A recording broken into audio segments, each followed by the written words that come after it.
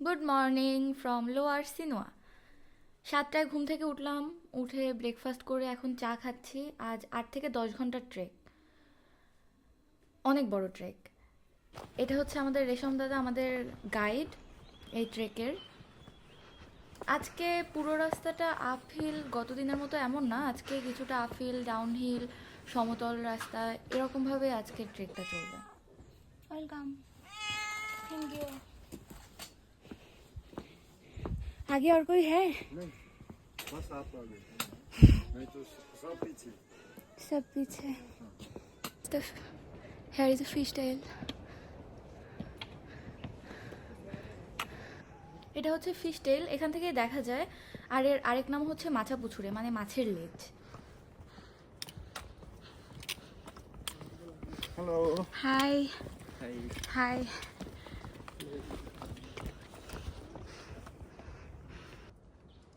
আপার সিনোয়া আমার হয়তো বা আর 20-25 মিনিট লাগবে। আর বাকিরা সবাই পিছনে, এখনো কারোর দেখা নেই। আমি এখানে বসে কিছুক্ষণ রেস্ট নিচ্ছি। স্যালাইনটা এই ব্যাগে ঢুকাতে ভুলে গেছি, তো বাম্বুতে লাঞ্চ করব, তখন হয়তো ব্যাগ থেকে রিকোয়েস্ট করে একটা স্যালাইন বের করে নিতে হবে। আজকে প্রায় 8-10 ঘন্টার ট্রেকিং। হিমালয়া নিয়ে থাকবো, হিমালয়ান গেস্ট হাউসে। আমি এখন আছি আপার সিনোয়াতে। আমার আনুমানিক লোয়ার সিনোয়া থেকে আপার সিনোয়াতে 1 ঘন্টা 10 মিনিটের মতো লাগে। আর এখন ঘড়িতে সময় 9টা 10 মিনিট। আর এই আপার সিনোয়া বা মাচাপুছুরে যেটাই বলা হোক না কেন, এর একটা ব্যাপার হচ্ছে, এই পাহাড়টাতে এখন পর্যন্ত কেউ উঠতে পারেনি। যারাই ওঠার চেষ্টা করেছেন তারা ব্যর্থ হয়েছেন। এর পেছনের কি কারণ আছে আমি তা জানি না। প্রায় 40 মিনিটের মতো আপার সিনোয়া রেস্ট নিলাম। আমি ওয়েট করছিলাম, তারপরে আরও 3 জন আর 2 জন, 5 জন এলো।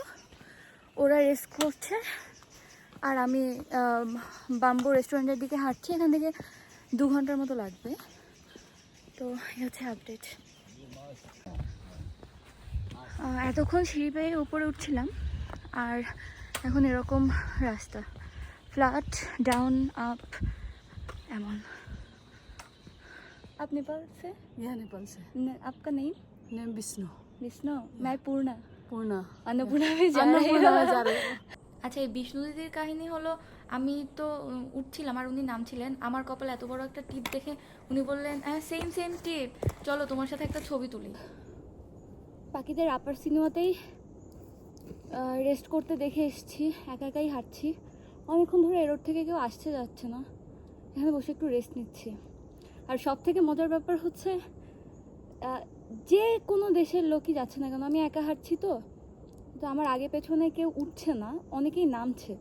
তো যারা নামছে তারা প্রত্যেকটা লোক বলছে নমস্তে।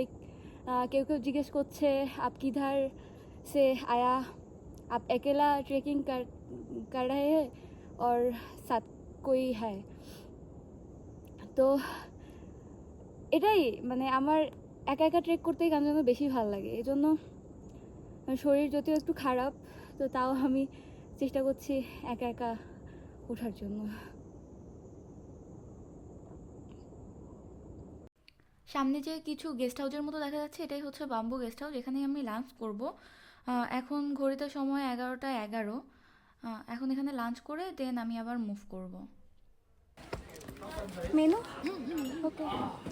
Maybe here, empty. ऊपर बैठ सकते क्या? Upper different guest house है. हाँ, Different. Different guest. हाँ. ओके, मैं इधर बैठती हूँ तो। Thank you. Welcome. আর আজ এই প্রথম বাইরে আমি একা একা লাঞ্চ করছি। আর আপনারা যদি মেনুটা একটু মানে পজ করে করে দেখেন, তাহলেই বুঝতে পারবেন এখন থেকেই কতটা দামের ঊর্ধ্বগতি হচ্ছে। যত উপরে উঠবেন আস্তে আস্তে ততই দাম আরও বেশি বাড়তে থাকবে। This way right? ব্যাম্বোতে লাঞ্চ করে দেন কফি খেয়ে আবার রওনা দিলাম। 11টা 35 নাগাদ আমি আবার রওনা দিলাম। আর পুরো রাস্তা জুড়ে এখন থেকেই একটু পরপরই এরকম কিছু ঝিরিপথ দেখা যায়।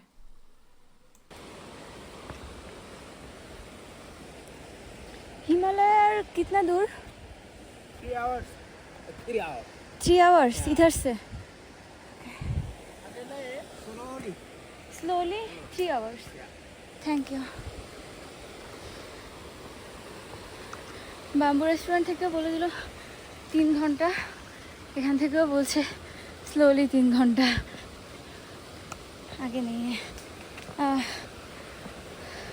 আগে নেই মিন্স জোরে যদি হাঁটি তাহলে 1 ঘন্টা, আর না হলে আস্তে হাঁটলে 3 ঘন্টা। দেখা যাক।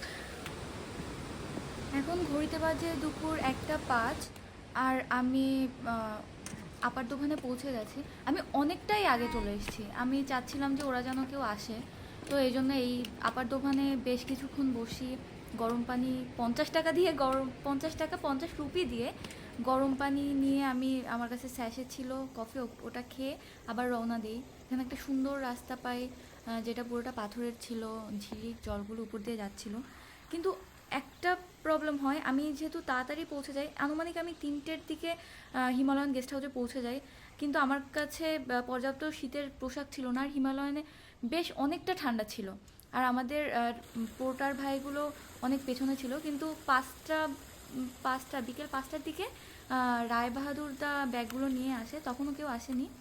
পরে তারা আসা শুরু করে 6:30টার দিকে দুজন দাদা আসে। দেন আস্তে আস্তে আস্তে रात 8টা, 8:30টাও বেজে যায় लास्ट যারা আসে। हिमालयन जाने के लिए कितना टाइम लगेगा? और 40 मिनट लगेगा। धीरे धीरे चलने के बाद? हाँ। Okay, thank you. এরপর কিছুক্ষণ হাঁটার পরে খুব সুন্দর একটা মন্দির দেখতে পাই, যে মন্দিরের পাশে এত বড় একটা ঝর্ণা ছিল। বোঝাই যাচ্ছে ফুল মনসুনের সময় ঝর্ণাটা দেখতে কতটা সুন্দর লাগবে, জাস্ট অসাধারণ লাগবে, পুরোটা জুড়ে জল পড়বে।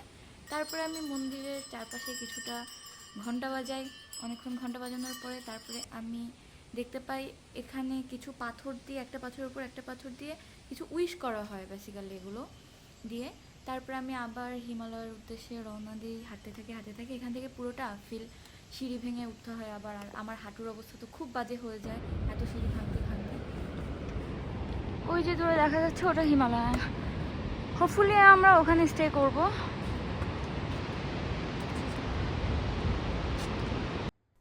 হ্যাঁ, অবশেষে হিমালয় গেস্ট হাউসে পৌঁছেছি।